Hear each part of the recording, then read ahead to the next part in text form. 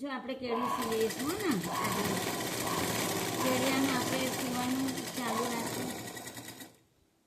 આ આપણે કેળિયાનું કટિંગ કર્યું હતું ને કાલે જે એનું આજે આપણે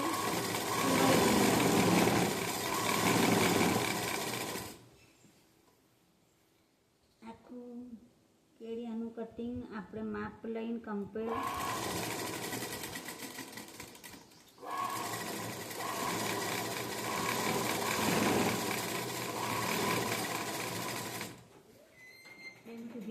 ચાલુ રાખજે.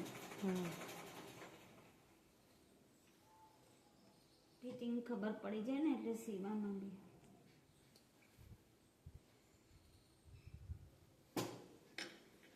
આખું બતાવે. કેળિયાનું માપ લેતી વખતે 15ની લંબાઈ અને જે આપણે લંબાઈ લેવાની હોય ને 20ની નીચે ઝૂલની એનું બતાવી દઉં. 2 મિનિટ ખાલી આટલી સિલાઈ થઈ જાય એટલે કેળિયું તૈયાર.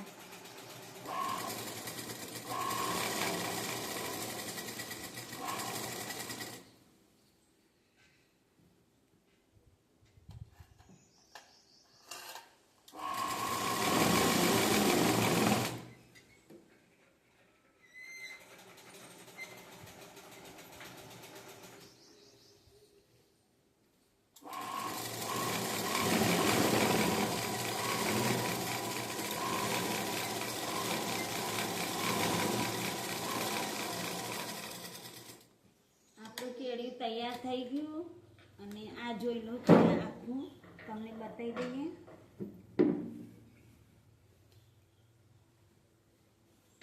જો આગળનું પાયમાં પણ ઝૂલ નાખી છે આપણે અને આ પાછળ નીચે મૂકીને આખું બતાવી દઈએ. જો અહીંયા આપણને અહીંયા હૂક આવવાના છે અને આ આપણે આ પાછળનું ગળું તૈયાર કર્યું અને આ અહીંયા દોરી બનાવવાની.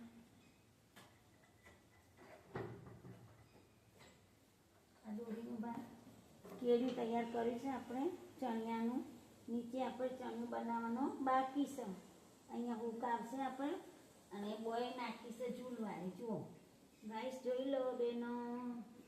હા પછી અહીંયાથી આગળનું ભાગ આજે અહીંયા લેસ નાખ્યું હોય તો અહીંયા 2 બટન લગાવવાના છે. 6 બટન. કેળિયાનું માપ લેતી વખતે તમે જુઓ પહેલાં 15નું લેવાનું અને આ આપણે આજે આ છે ઝૂલ એ 12ની લીધી અને ઝૂલ નાખી દેવાનું. પાછળનું ગળું તૈયાર કરી. વિડીયો સારું લાગ્યો હોય તો સબસ્ક્રાઈબ કરજો, લાઈક કરજો, શેર કરજો. પ્રાર્થનાબેન સીવણ ક્લાસીસ.